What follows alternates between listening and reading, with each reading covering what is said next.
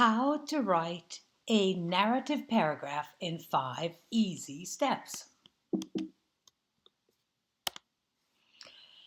Well, you are telling a story, but every paragraph needs a topic sentence, even a narrative or story paragraph.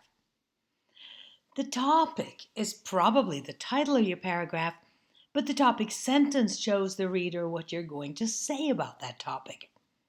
That's your controlling idea.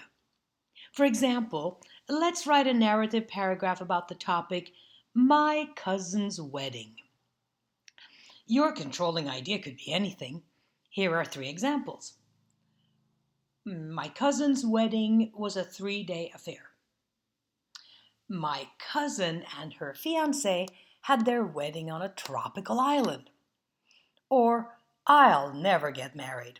My cousin's wedding was disastrous. First of all, jot down some notes about what you're going to say. Here are some notes about that wedding on a tropical island. So I noted down invitation 6 months in advance, research about the cost of flights, paid for all our hotel costs, on the beach, no shoes, guitar player got sand in his guitar, the bride's sister drank too many rum punches, best man, their dog, and fab picture of the couple with the sunset. Your notes are not complete sentences. They're just a few words that you're writing down to remind yourself of the order that you're going to tell the story. Now what you need are details, details, details. Your story needs details to support your statements about what happened. This helps the reader envision the situation. For example, the story about the wedding on the beach, you might add the following details. About the research about the cost of flights, you could say, the guests came from many cities and the bride had listed all the best flights. The groom had added phone numbers to the most common airlines. Or about the point, on the beach, no shoes, you could say, even the bride was barefoot. Older people refused and kept their shoes on. The priest was barefoot and he had really ugly toenails.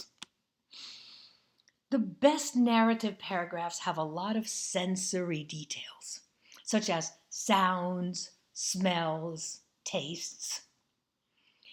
For example, when you write about the bride's sister who drank too much, you could add, she had a long red dress on and she tripped on it and was covered with sand. She ran into the water to clean off the sand and came up smelling of seaweed. I could hear the drip, drip, drip from her dress and wet hair the whole evening. Now you need a concluding sentence to your narrative paragraph, just as you do with every paragraph. How can you conclude the story? You could, for example, tell your readers how you felt about the crazy wedding.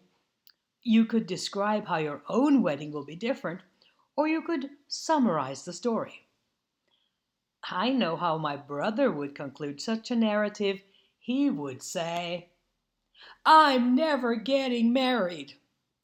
Of course, he did meet the perfect woman, and he has been happily married for a long time now.